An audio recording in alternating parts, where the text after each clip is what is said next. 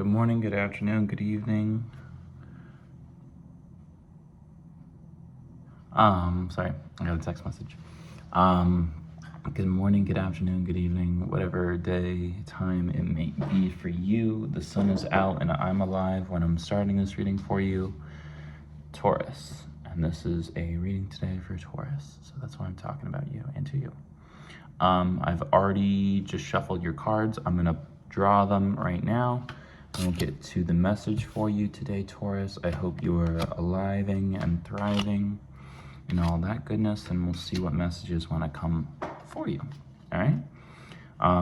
Card at the bottom of the deck you have is the Queen of Swords, which is the Queen of the Thrones of Air. You can see that focus in. Queen of Swords for you today, Taurus. So that's your underlying energy. I'm going to tap into that a little bit, see if there's a further message that needs to be conveyed to you from this imagery, the sentiment of this card.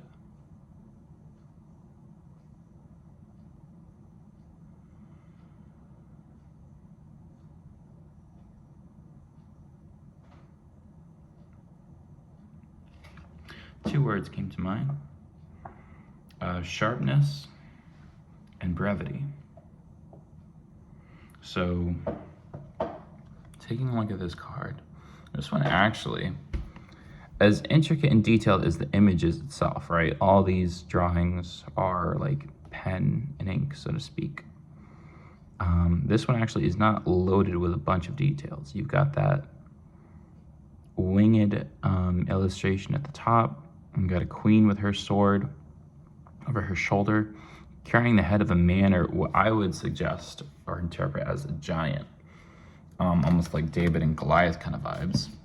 I'm David, so I kind of resonate with that sensation, so to speak. But what you'll also notice in this card is the cloudiness, right? There's a fog or a mist surrounding her. And the giant, she's got by the scalp, by the hair. And so that's the victim or enemy that she's conquered, she's slain. The big-headedness of man, of ego, of almost animalistic male dominance, so to speak. And I'm not trying to frame this exclusively as a female versus male battle of the sexes. I just think what that image is conveying is the sharpness and the acuity that a female presence can have with logic and with grace, and to cut through bullshit in a more nebulous or convoluted time period. So you're cutting through negative thoughts, maybe seeing through the smoke screens and mirrors of your own life, all right? That's the sentiment I'm getting for you. I'm gonna tap into the first card. That's Nine of Swords, the Lord of Despair and Cruelty. That's the first one out for you in the order. Nine of Swords. That is followed by Ten of Swords, right after the Lord of Ruin. 333 on the clock. Your middle card, which I just dropped on the ground. Middle card is the Emperor, the Son of the Morning. Right in the center, the Emperor. All right. Fourth card out for you, Taurus, is the Foolish Man, so the Fool. The Spirit of Ether. Take that in. And your last card, your final card, Taurus, is the Queen of Pentacles. Queen of the Thrones of Earth. And there she sits, calmly, boldly, confident, at the end of this little journey for you there, Taurus. All right? We'll start tapping into these cards. Like I've said in readings past, I kind of read it as like a progression of events. So the Emperor is kind of like the forefront and, the center of your being. But these Nine of Swords, these Ten of Swords are kind of progression. And then we'll close out with the Queen of Pentacles, so to speak, and see what energy wants to be tied together. It's 4:44 as I just looked at the clock there. So Nine of Swords, we're going to tap into this one forced first for you there, Taurus. All right? Nine of Swords, Lord of Despair and Cruelty.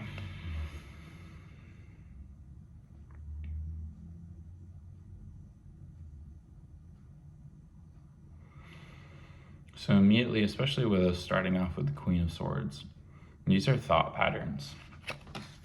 These are ways in which you've been thinking that have most likely been holding you back. And while you're an earth sign Taurus, you've been in a lot of mental energy. Kind of trying to dominate things with logic and reasoning, which I'm not opposed, because we all should be logical and discerning. And I think you've successfully done it in the past, but your physical world can't be dominated alone with your logic or what you're tapped into with your deductive reasoning, so to speak. You have to bring more to the table. You have to bring in other elements, other strengths that you have, but you don't quite know what to rely on. Like, you have a tool belt of accessories and capabilities, but it seems to me as if you're running your head into a wall again and again when it comes to your thoughts and your beliefs. So starting off, we had the Nine of Swords, all right? So in the center of that is kind of like this heart of darkness, this wiggly, waggly, dark kind of like abyss. You could see it as a black hole if you want. But notice how there's only one sword that's actually quite prominent. It's the one in the center, and it's a little wavy, all right? It's a little wiggly, waggly. Not ideal scenario.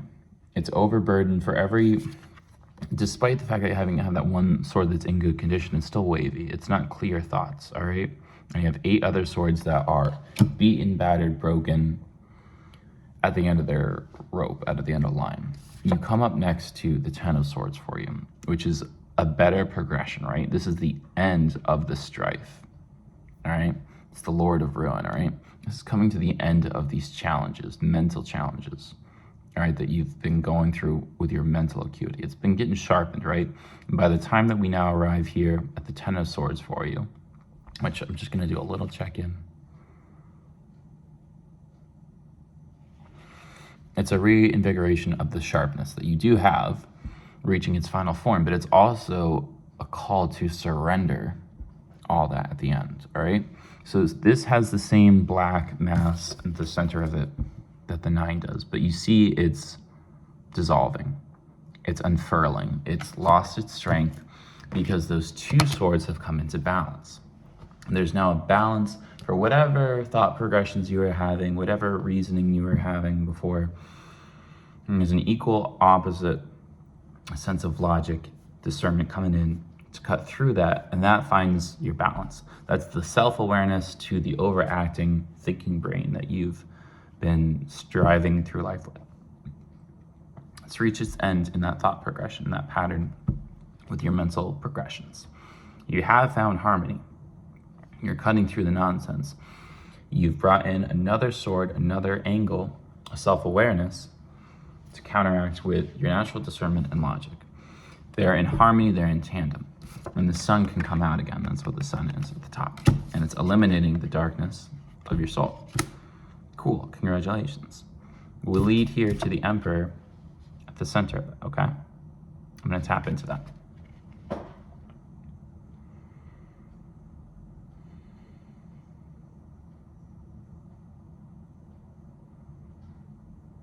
This is a reminder that you have more power and conviction and purpose on this earth than you let yourself believe. Now, the Emperor is more closely tied to like Aries, which is the energy that we're coming off of. Maybe there's a lesson that you need to learn in that. From that reading, I literally posted it a couple days ago before this one. So watch that if you have some Aries placements in your chart. This, again, my readings for Sun, Moon, Rising, anything in your chart, because it might resonate with you on some level. But this is reminding me of the power and conviction that you've allowed to like sit dormant in you. I think the power exists, but you don't apply it in the right spaces. It's mental anguish where you keep and apply it, but this is the practical purpose of your passion made manifest on this earth. The Emperor has all of his shit together, and he is so commanding, so powerful in his presence on earth. He's the king of the kings, right? All four kings are underneath him in his power, and he's represented by Aries, by fire, by might, by dominance. He's got a bee underneath him. You see there, that little bee is for the prosperity that's possible, but the sting that's possible as well. And you have the eagle underneath, the soaring, the might, the bravery, the majesty, the elegance that's embodied there. And you also have the ram, obviously, which is the power. Don't mess with the fucking horns that it presents. There is this overwhelming passion, power, and purpose within you that you need to let out of the bag. And I think 10 of Swords, it's evolving, right? That black hole corroding, the sun coming out, is being further indicative in the imagery that we have up here. From that black hole arise thousands of suns. See how they're all emanating out of the darkness? You can pull this power, this passion, this might, this conviction from the darkness that you've experienced now. You can come to the table with conviction, with drive, with certainty, knowing that whatever plan you have in place, you can enact it. It's not about getting permission outside somewhere else or running through every single possibility and thought progression that leads up to it. It's acting with divine intention and purpose. Knowing, respecting the sovereignty that exists within your soul to take action, to take the wheel, to put that drive in, all right? And that's what brings you to the foolish man. It's time for anew. It's time to jump off the cliff with this conviction, with this new purpose. It's scary, it's daunting, as you haven't done it like this before, but we're gonna see, all right? Let it all go.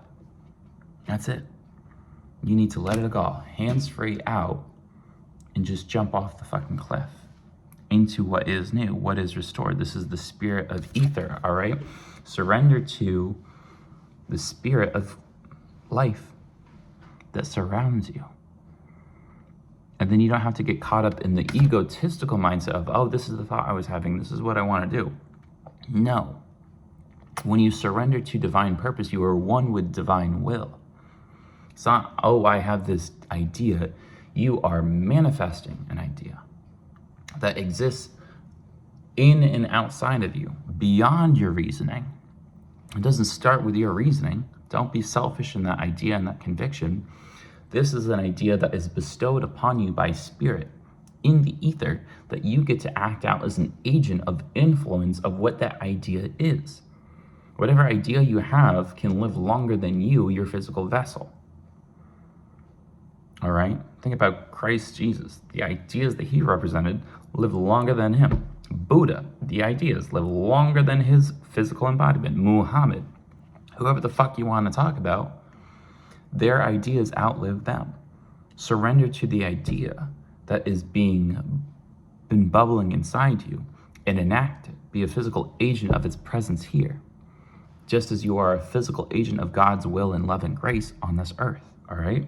And that brings you to the Queen of Pentacles, which is where you really want to be at, which is where it's an energy that you more naturally engage in as a Taurus, all right? That's the Queen of the Thrones of Earth.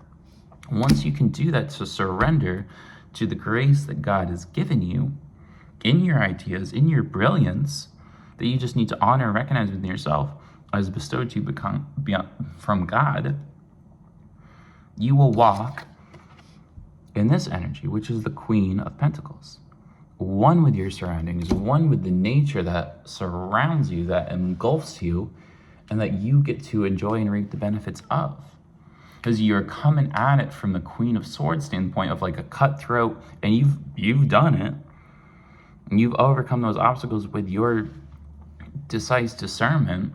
But what God, the universe, spirit is wishing for you or hoping you embody is a more relaxed, engaged embodiment with your physical surroundings.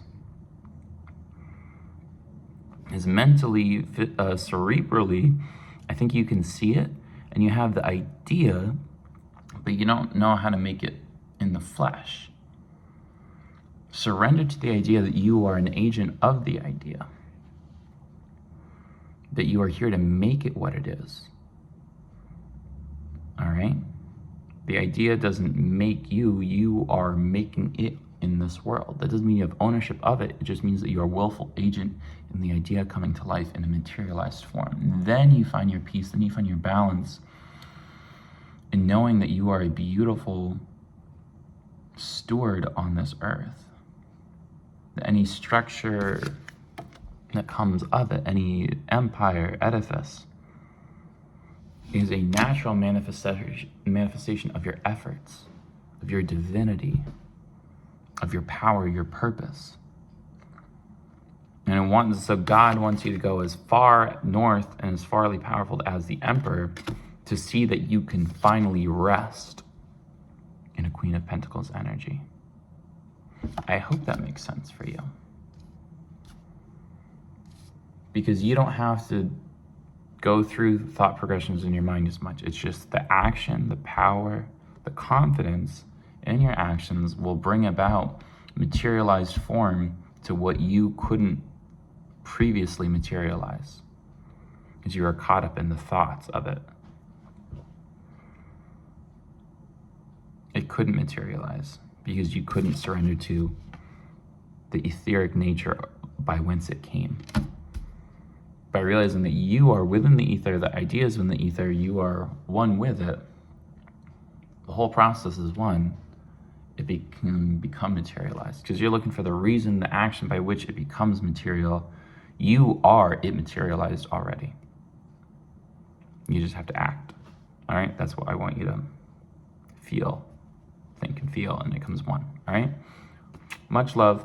Fuck shit up in the best way. You got this, Taurus. All the love and light to you, and we'll check in again soon. Bye.